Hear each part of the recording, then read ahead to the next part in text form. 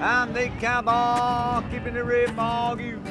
When I started this, my goal was to become the most celebrated entertainer of all time in a year or less. Now we're 16 years later, and I can clearly see how I'm embedded, I'm entrenched, I'm rocking every day.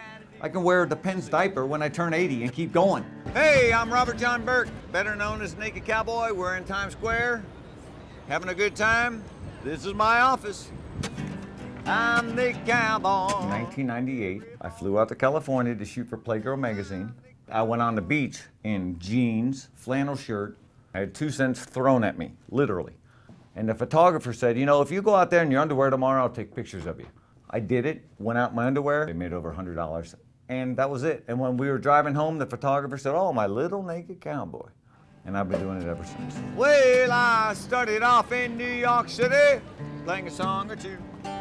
Initially, it was really about just doing something that I really enjoyed doing, and the money came after that. I was here for 3 years before I even took $1. When someone tried to hand me $1, I'd say, do you think I'd do this for $1? Like I thought it was funny.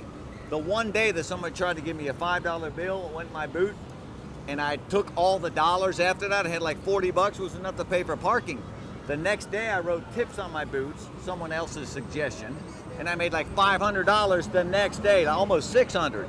That changed everything. So how do I make money? I take pictures and they put dollars in the guitars for their photos. It turns out to be about $150,000 a year on average. I wrote a book called Determination. I've got 3 albums, X-Rated Country, Country, and Rock.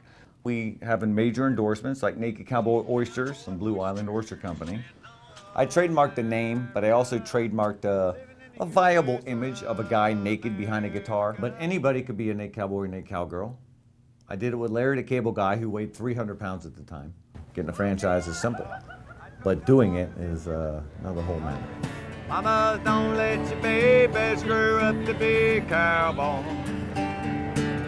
I've been involved in many federal trademark infringements, lawsuits, and every one of them has been resolved.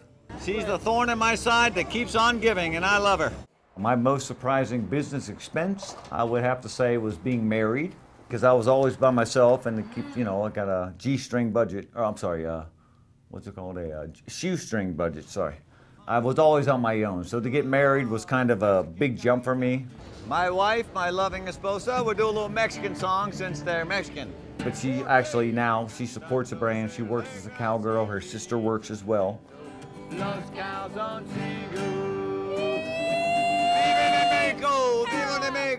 the best financial advice I would give someone starting off, dig your roots in, stick to the fundamentals, stay focused, don't quit, put everything together and keep going.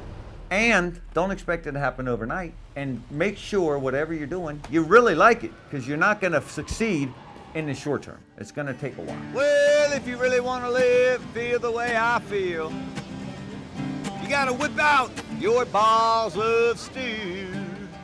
The best financial advice I've ever received is from my financial advisor. Don't overextend yourself. And that's why I keep my life simple. I don't keep a lot of crap. I'm all business. I got boots, hats, CDs, I got the guitar, I got everything that I need in abundance. I don't get into new projects. I specialize in what I do, and that's it. Let's get the back shot for the Christmas card. At the end of the day, I just like to go out there and impact people. Talk to them. I love money, but the bread and butter is just going out and talking to people every day. And to know what it takes to be here, to just keep doing it, I feel like I've accomplished everything I can. Tonight I feel like a sad old heartbreak song.